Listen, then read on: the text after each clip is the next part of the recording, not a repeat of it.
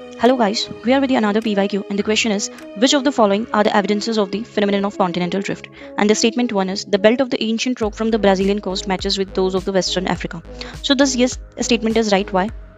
Because that is your the Africa and that is your South America.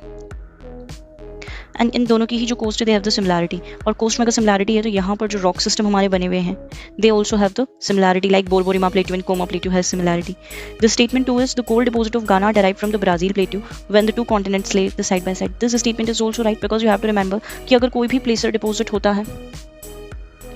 तो उसके साथ एक सोर्स जो है वो जरूर होता है ठीक है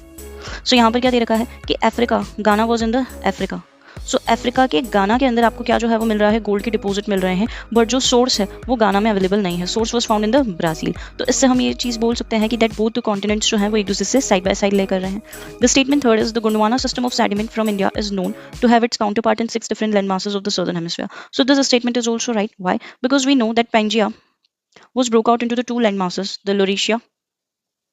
and the Gondwana. Again, the Gondwana was break down into the Africa, South America, Australia, Madagascar, Antarctica, and India.